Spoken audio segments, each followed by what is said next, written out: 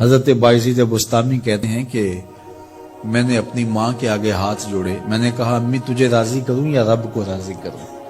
تو اپنے حق مجھے معاف کر دے، اللہ کو میں راضی کر لیتا ہوں۔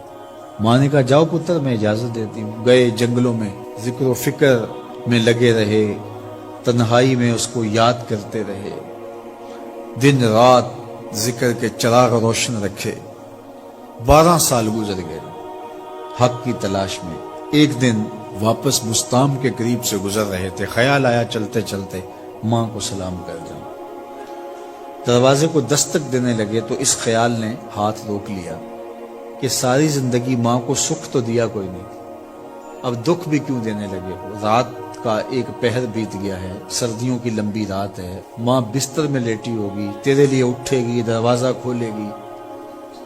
دروازے کے ساتھ ہی لگ کے بیٹھ گئے اور ساری رات کاٹ دی، اس خیال سے کہ ماں کو تکلیف نہ ہو۔ جب سحری کا وقت ہوا تو اندر سے جو نالی آتی تھی اس نالی سے پانی آیا، سمجھ گئے میری ماں تہجد کے لیے اٹھی ہے اور وضو کا پانی ہے، تو فوراً دروازے پہ دستک دی۔ اندر سے آواز آئی بیٹا بایزید میں ابھی آئی۔ مائیں بیٹوں کے دستک کے انداز سے جان لیتی ہیں یہ کس بیٹے کے ہاتھوں کا لمس ہے۔ 12 سال کے بعد آئے، دستک دی، کہا بیٹا بایزید میں ابھی آئی۔ ماں کی تو نگاہیں ہی دروازے پہ رہتی ہیں۔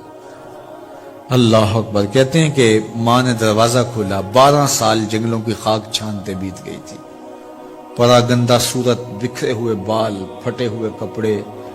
میری ماں کی جب نگاہ میرے پہ پڑی تو اس کی چشمان سے موٹے موٹے آنسو ٹپکنے لگے اور اس نے ایسے ہاتھ پھیلا کے کہا مالک میرا بیٹا بایزید تیری طلب میں نکلا تھا، تو نے ابھی تک اسے اپنا قرب نہیں دیا۔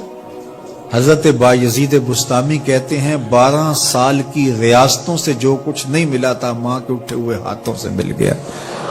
میں نے کہا مالک میں تجھے کہاں ڈھونڈ رہا ہوں، تو کہاں موجود ہے؟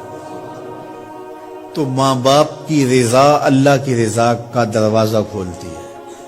جن لوگوں کے ماں باپ ناراض ہیں اور وہ جا کے پیر صاحب کی خدمت کرتے ہیں اور میاں ماں کے قدم چومو، باپ کی ٹانگیں دباؤ، ان کی خدمت کرو، تمہارے پہلے مرشد وہ ہیں، ان کو راضی کرو، پھر کسی شیخ کامل کی صحبت میں آنا، دیکھو کیسے دل کی بند کھڑکیاں کھلتی ہیں۔ ایک مرشد تو ناراض کر آئے اور دوسرے مرشد سے تمہیں کیا ملے گا؟